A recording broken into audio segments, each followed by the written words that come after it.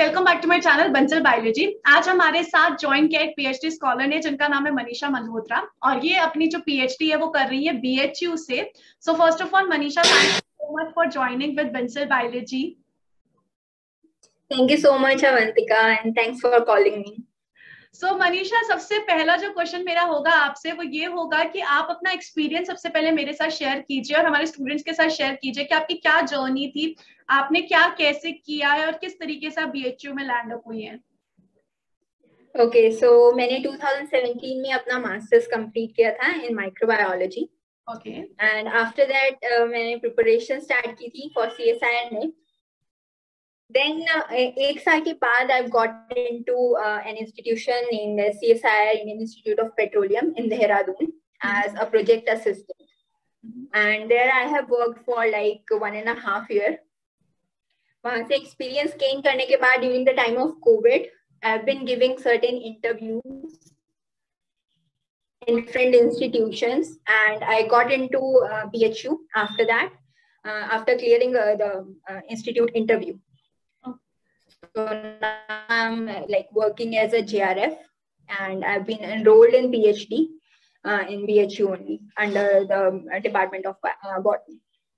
सो मनीषा, क्या आप हमें बता सकते हैं स्टूडेंट्स को कि किस तरीके से अप्लाई करना है? जैसे आपने बोला इंस्टीट्यूट ऑफ पेट्रोलियम में भी आपने वर्क किया, फिर बीएचयू में आप वर्क करी, तो किस तरीके से अप्लाई कैसे करते हैं? ओके, तो यहाँ पर दो ऑल्टरनेटिव्स वे हो सकते हैं आपके पास अप्लाई करने के लिए। या तो आपके पास कोई नेशनल लेवल एग्जाम क्लियर होना चाहिए आपका, अदरवाइज आपके पास 2 साल का रिसर्च एक्सपीरियंस होना चाहिए to apply in any institute.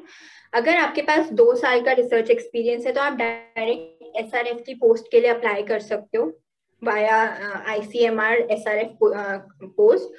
और ACSR का भी अपना एक प्रोटोकॉल रहता है। तो अगर आपके पास कोई भी 2 साल का रिसर्च एक्सपीरियंस है अलॉन्ग विद आपका रिसर्च पेपर है तो आप डायरेक्ट SRF पोजीशन के लिए अप्लाई कर सकते हो। अदरवाइज आपके पास नेशनल लेवल कोई भी एक एग्जाम होना चाहिए, लाइक गेट, CSIR नेट और UGC नेट इज देयर। उसके अलावा काफी सारे और भी नेशनल लेवल एग्जाम्स होते हैं।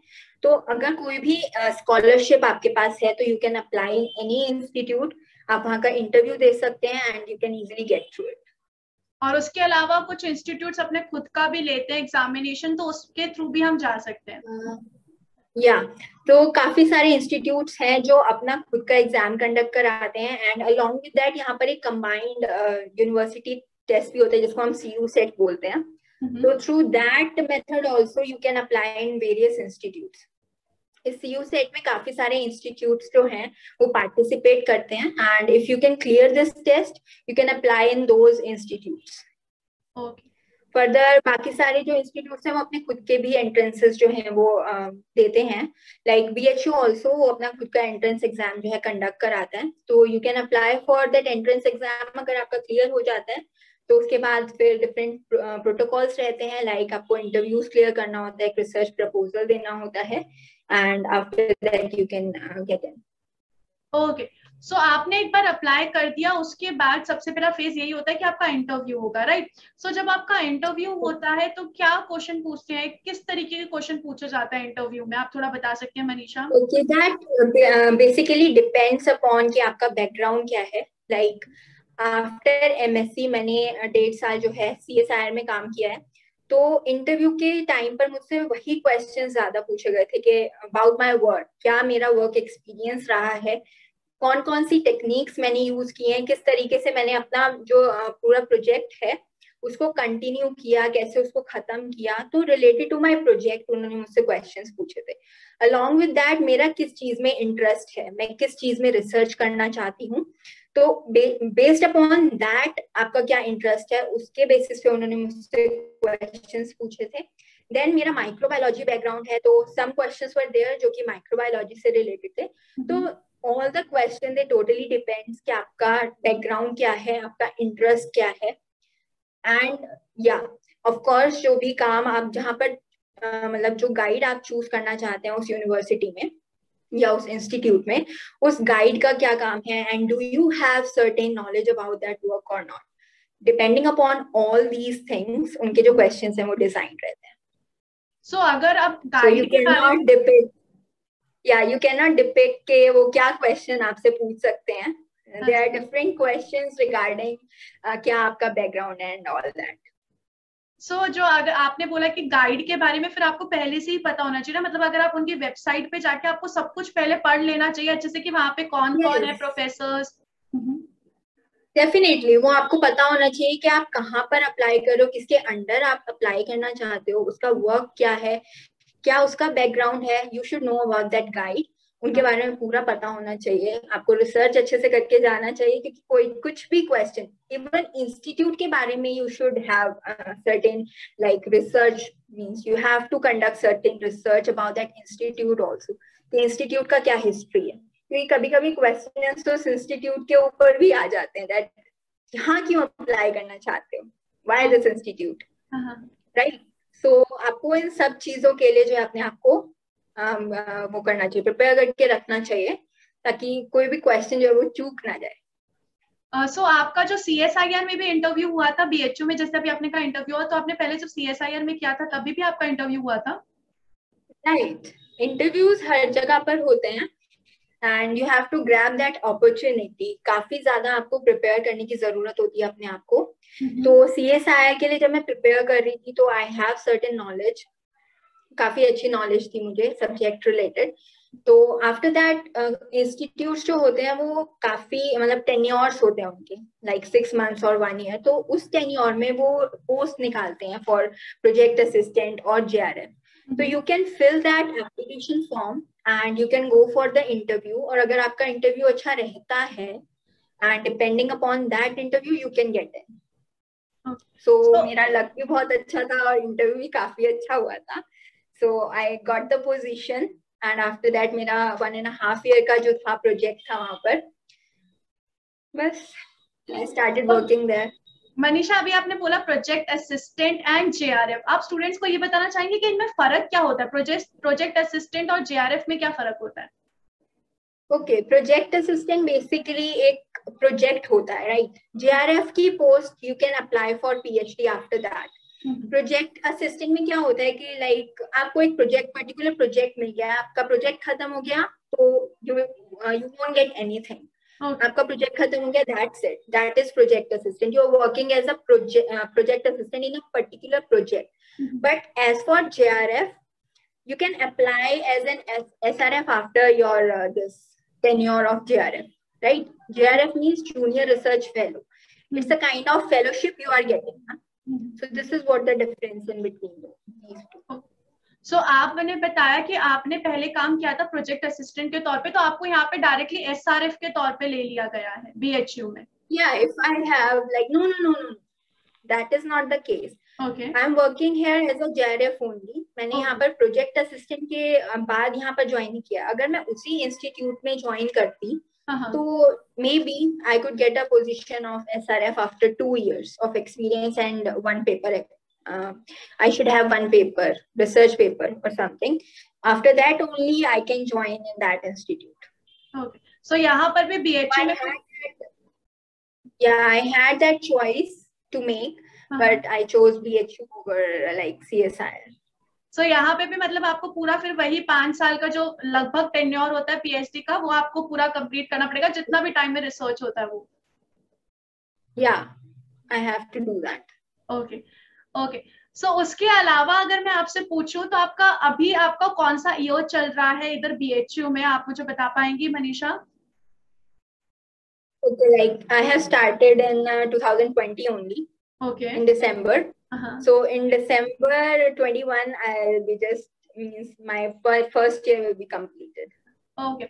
So मनीषा, इसके अलावा जब इंटरव्यू के लिए जाते हैं, प्रिपेयर कर रहे हैं, तो इंटरव्यू में आपको कोई रिसर्च प्रपोजल भी देखा जाता है या वो सब बाद में किया जाता है? किस तरीके से होता है प्रोसीजर?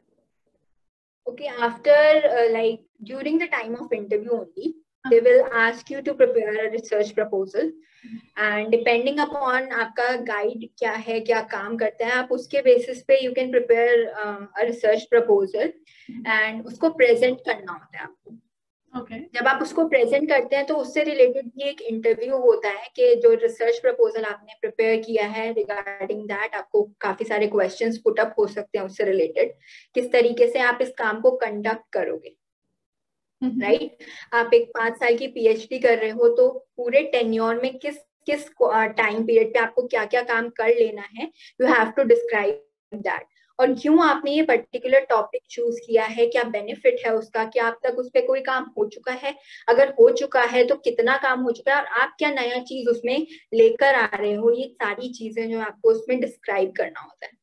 तो एक रिसर्च प्रपोजल का जो लेआउट होता है, it is like means similar to research article. Basically अगर आप कोई रिसर्च आर्टिकल लिख रहे हो तो लाइक उसमें इंट्रोडक्शन रहता है, लिटरेचर रिव्यू रहता है, उसके बाद मेथोडोलॉजी रहती है, राइट, डिस्कशन रहता है।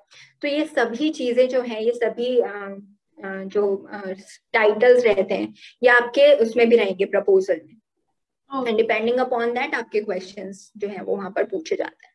वो वहां पे तो मतलब पहला जो इंटरव्यू होता है वो तो आपका बेसिक इंटरव्यू है, आप बस वहां पे सोच के जाना चाहिए कि आपको क्या क्या करना है। उसके बाद फिर आपको रिसर्च प्रपोजल सबमिट करना होगा, उस पर फिर आपका फिर से इंटरव्यू होगा जिसमें आपका गाइड होगा और फिर आपको सेलेक्ट किया जाएगा, राइट? Okay, great. सो उसके अलावा अगर मैं पूछूं, आपने गेट के थ्रू यहाँ पर लिया, आपको जो फेलोशिप मिल रही है फिलहाल गेट के थ्रू यहाँ पे मिल रही है, तो मनीषा अगर आप स्टूडेंट्स को बताना चाहेंगे कि सीएसआईआर नेट के अलावा और क्या क्या अल्टरनेटिव्स होते हैं स्टूडेंट्स के पास? ओके, तो ऑल्टरनेटिव जैसे कि मैंने अभी स्टार्टिंग में ही बताया था कि आप एक तो सीएसआईआर के थ्रू जा सकते हैं, उसके अलावा और भी नेशनल लेवल एग्जाम्स हैं, लाइक डीबीटी हो गया, गेट हो गया, यूजीसी नेट हो गया, और आईसीएमआर की फेलोशिप मिलती है, एआरएस नेट की फेलोशिप मिलती है। तो काफी सारी फेलोशिप्स हैं जो आप ले सकते हो। उसके अलावा जैसे सीयू सेट के बारे में मैंने आप लोग को बताया कि काफी सारे इंस्टीट्यूट्स मिलके ये टेस्ट जो है कंडक्ट कराते हैं, एंड आफ्टर दैट आप डिफरेंट इंस्टीट्यूट्स में अप्लाई कर सकते हो। उसके अलावा मैंने आप लोग को ये बताया है कि लाइक अगर आपके पास 2 साल का रिसर्च एक्सपीरियंस है, अलॉन्ग विद दैट अगर आपके पास कोई रिसर्च पेपर है ऑलरेडी पब्लिश, तो on the basis of that आप आईसीएमआर या फिर एसीएसआईआर के थ्रू एसआरएफ पोजीशन के लिए अप्लाई कर सकते हो।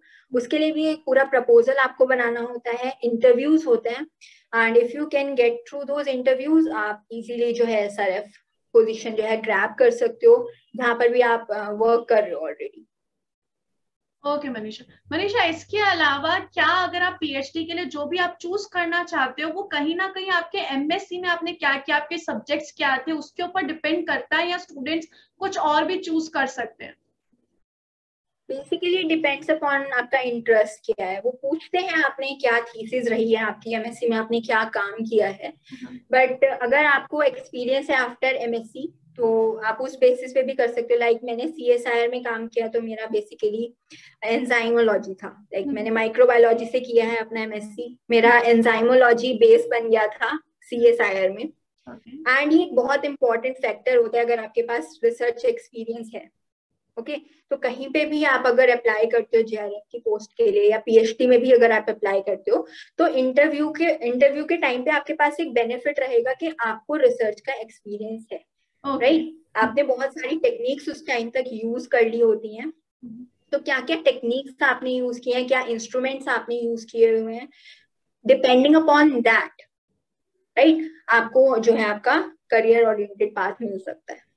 मतलब एमएससी के अलावा नेसेसरी कि आपने, हाँ काफी होता है, अगर आपने एमएससी में कुछ और काम किया है तो you can go for, like मैंने कैंसर में अगर काम करना है और मैंने एमएससी तक कोई कैंसर में काम नहीं किया हुआ है तो I can go for that, लेकिन इंटरव्यू के टाइम पे मुझे इतनी नॉलेज होनी चाहिए कि मैं उस इंटरव्यू को क्रैक कर सकूं, मतलब अच्छे से पूरा आपको रीड करना है। कंपटीशन काफी रहता है।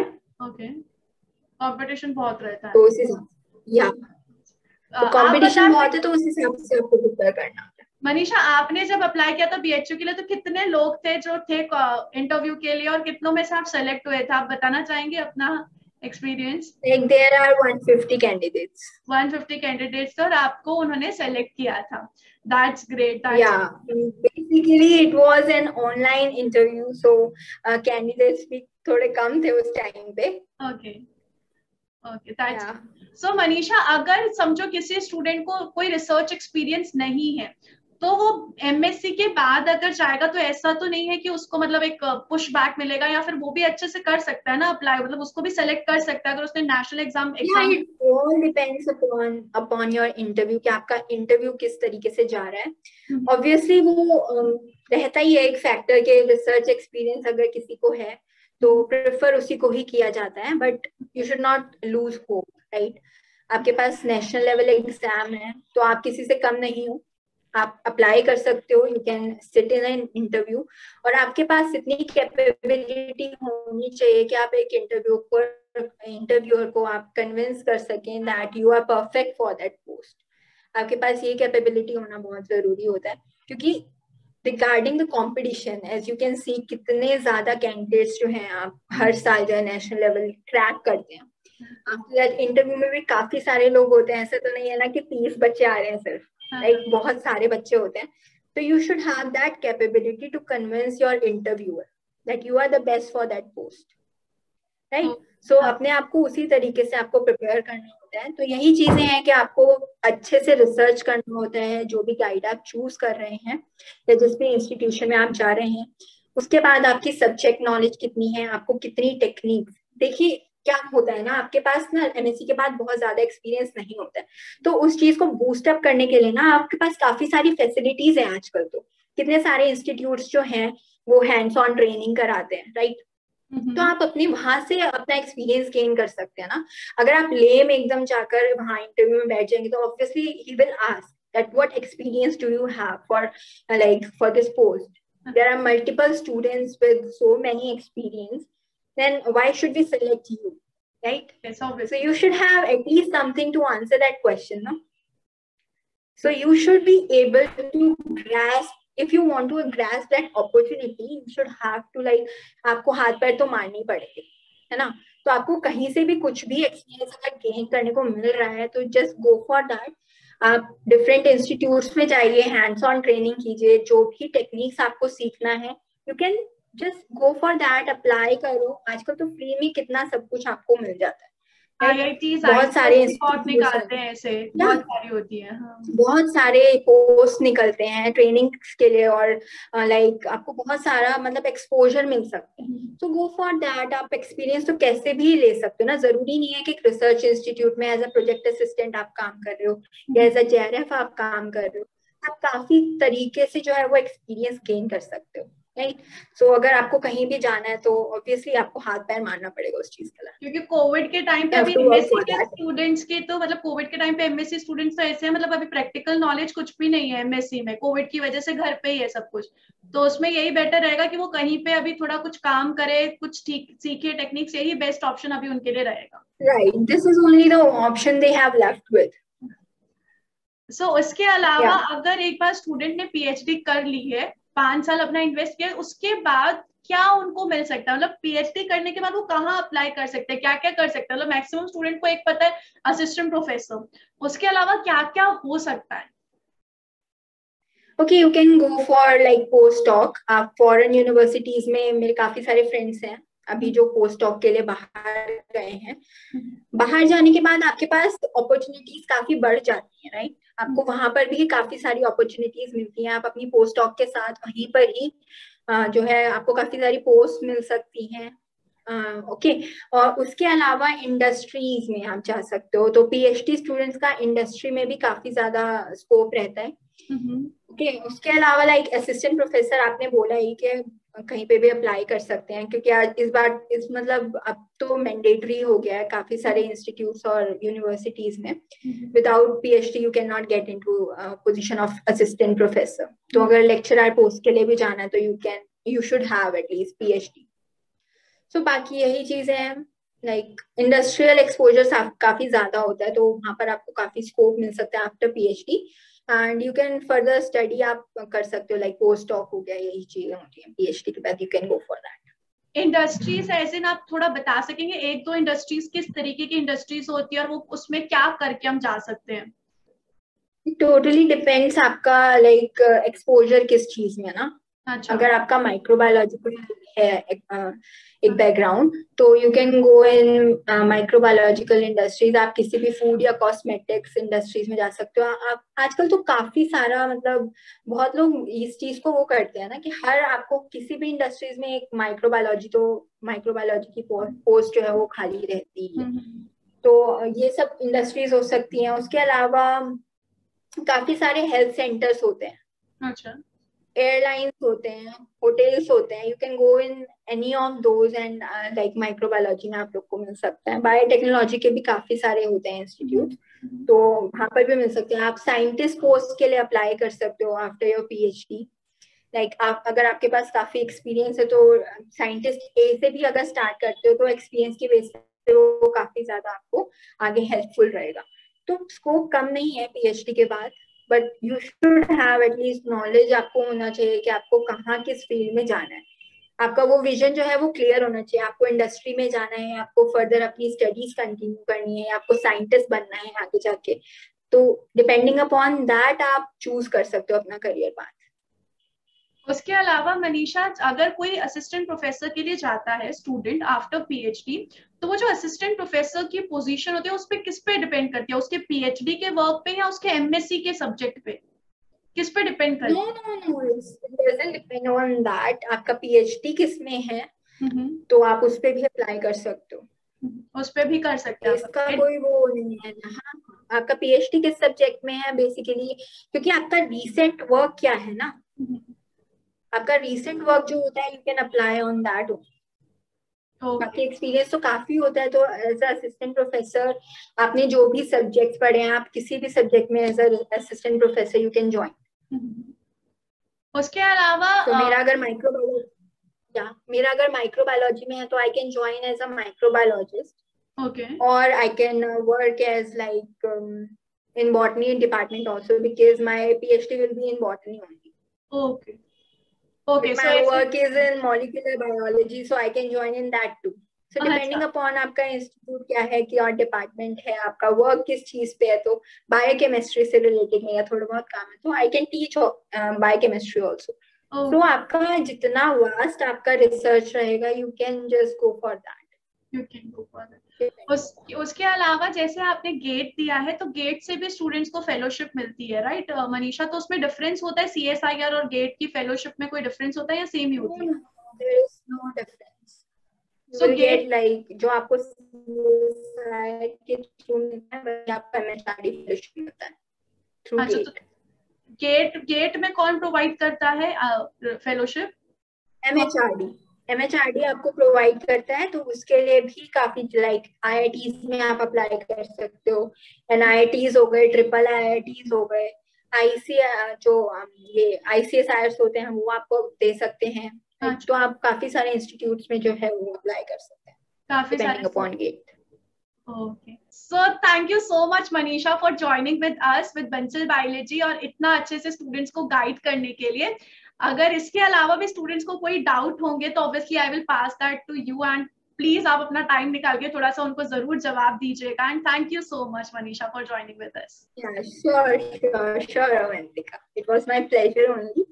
सो गाइड अगर स्टूडेंट्स को मैं कर सकती हूँ तो really I'll be helpful to them, like मुझे बहुत अच्छा लगेगा इस चीज को कंडक्ट करके। so yeah sure, आप कभी भी कोई क्वेश्चन हो, क्वेरी हो, you can just ask me anytime.